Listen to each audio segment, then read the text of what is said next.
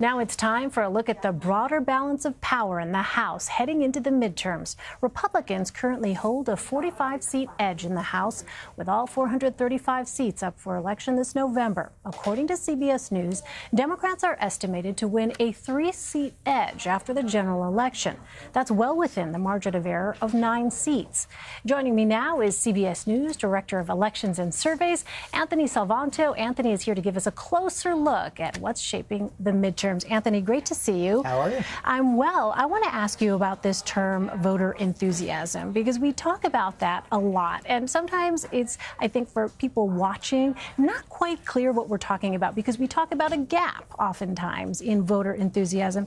And specifically, I wonder, when you think about conventional wisdom is that there is a gap. Is that true, and does it really matter? Well, on the first question, yes, there is a gap, but I'm glad you asked, because as we go through this whole process, we should be breaking down some of these jargon terms, some of these buzzwords that people throw around. What do they really mean, right? Enthusiasm is the one that really stands out, because all through the last year, when we've seen these special elections coming up with high turnouts, when we've seen in the polls Democrats talking about whether they want to vote in 2018, people start throwing around this idea of enthusiasm. Well, here's one measure of it, right? Democrats are twice as likely as Republicans in one of our recent polls to say that they feel that this 2018 vote is more important than a presidential election. So whether somebody places importance on something is one way to tell what they might be going to do about it. But let me show you this too. When we ask people if they are then how they're feeling about this, more enthusiastic than usual,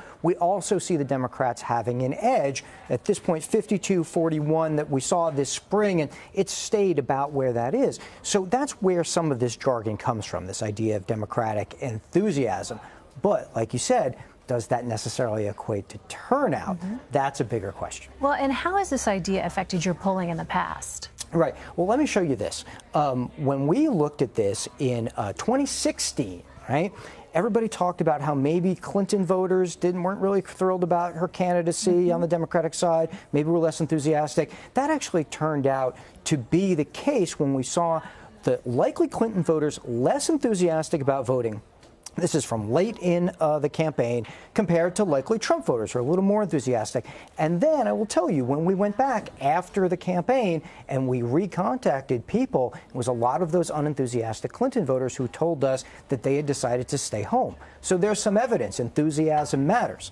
But does it always matter? Well, this year we've been talking about Democrats and Republicans, and yes, Democrats say that they're going to turn out, but Republicans are telling us also that they're going to turn out even if they're not enthusiastic. And this is an important point. Enthusiasm is only one component of voting. When pollsters look at all this, they look at many factors, and we know that sometimes people just vote out of a sense of duty, out of a sense of habit.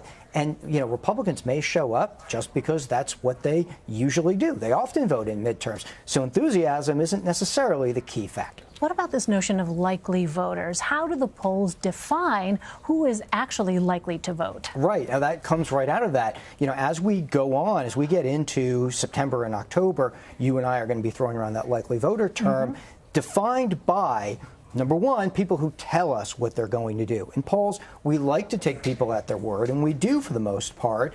But we also know that sometimes people over-report this, that they say they want to seem like good citizens, right? Seem like good citizens. And look, it's not that they're fibbing, right? They may mean to, but something gets in the way. Maybe, your child gets sick on that day, or your boss calls and says you got to come into work, you don't have time, you don't know where to vote. All those things get in the way, but at least people plan to vote. So we put that in the polls, but then we also factor in other things like enthusiasm, like attention to the campaign, like past vote history, because we know that people have done it in the past, do it again, and that all informs what we come up with and how we weight the polls to make sure that we get the right number of likely voters. That's what's in those numbers. All right. CBS News Director of Elections and Surveys, Anthony Salvanto, thanks for breaking that down for us. Really appreciate it. Thanks.